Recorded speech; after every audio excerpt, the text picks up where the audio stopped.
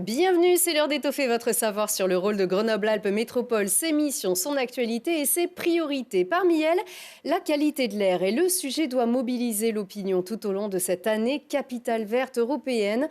Et c'est le but de cette initiative en partenariat avec Atmo Auvergne-Rhône-Alpes.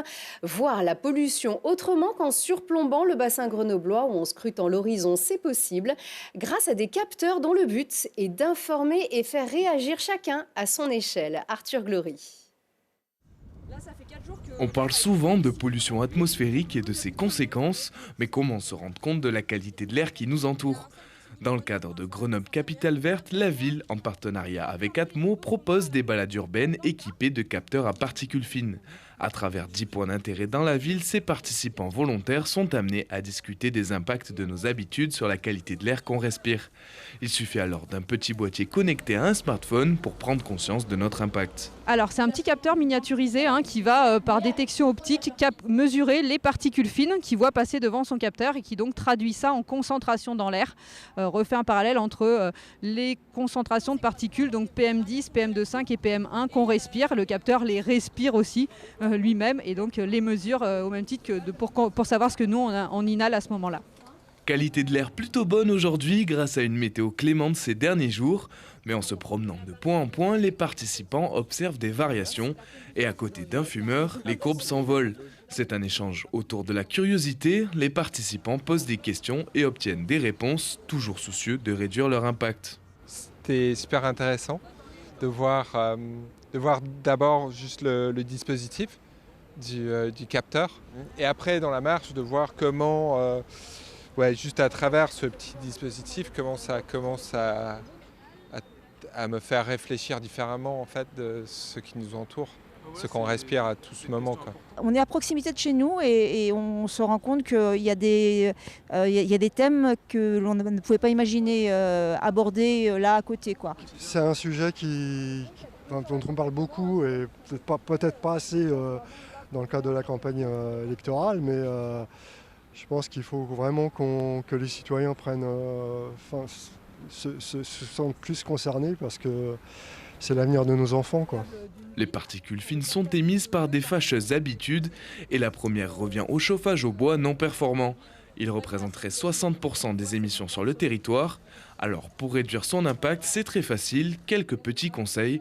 Remplacer son chauffage au bois et laisser le plus possible sa voiture à l'arrêt. Et la métropole propose des aides pour changer sa cheminée contre un chauffage au bois performant et moins polluant. C'est la prime Air Bois. Et on rappelle que la qualité de l'air s'affiche sur la Tour Perret pendant quelques semaines encore. Elle était rouge en cette fin de semaine, ce qui correspond à un indice mauvais. La billetterie est ouverte, il faut s'y précipiter pour avoir une chance d'applaudir l'équipe de France de rugby féminin au Stade des Alpes le 27 mars prochain contre l'Italie pour le compte du tournoi des 6 nations féminins. Dans cette équipe de France, on espère retrouver Alexandra Chambon, la joueuse des Amazones du FCG. Les Amazones, une structure pionnière du rugby féminin en France, partie de Sassenage et qui fait partie intégrante du FCG Rugby aujourd'hui. Au-delà des performances, dans le plus haut niveau français, les joueuses s'affirment comme des porte-drapeaux des droits des femmes. Arthur Glory les a rencontrées en pleine préparation. Les Amazones n'ont qu'un seul objectif en tête, le maintien. Les Grenobloises 5e sur 7 de leur poule sont sous pression. Aucun faux pas n'est permis pour rester dans l'élite du rugby féminin français. Musculation, terrain, tactique, elles répètent inlassablement les mêmes gestes pour préparer le match de ce week-end. Donc là, on va avoir 3 matchs importants. Donc là, on a Lens ce week-end. Donc ça va être un match décisif. Si on arrive à le gagner, on peut être plutôt bien sur le classement et voir chercher quelque chose à la fin. Il faut encore faire mieux. Parce que là, on a l'objectif de quand même jouer les playoffs. Donc jouer les phases finales en fin d'année. Donc il faudrait gagner le prochain match, les 2 prochains matchs là qui arrivent contre Lens, le match aller et le match retour. Au-delà de l'enjeu sportif, ce match aura aussi un goût tout particulier. Organisé en l'honneur de la Journée de la femme du 8 mars, ces femmes qui s'épanouissent dans un sport historiquement réservé aux hommes se muent en véritable porte-étendard de cette cause. Et pour faire entendre leur voix, cela passe d'abord par le terrain. Le rugby évolue dans la partie féminine. On a vraiment beaucoup d'évolution, c'est super positif. Et nous, on essaye d'avoir plus de visibilité par rapport à tout le monde. Par rapport au rugby masculin, c'est compliqué, mais on essaie vraiment de faire des choses, créer des événements pour que les gens puissent venir nous voir. C'est vrai que le rugby féminin, c'est quand même autre chose que le rugby masculin parce que nous, contrairement aux hommes, on a des études, on travaille à côté parce qu'on est relativement pas payé ou très peu. Et c'est vrai que soutenir les femmes dans tous les projets qu'on fait, c'est quelque chose qui nous tient à cœur puisque nous, on se sent concernés dans la vie de tous les jours par rapport à ça. Au FCG justement, pas de différence, tout le monde est logé à la même enseigne.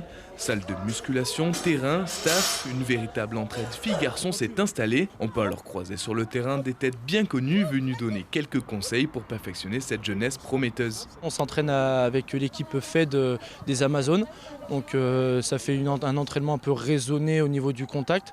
Et voilà, et ça nous permet aussi de progresser pour les cadettes qui sont un peu plus jeunes.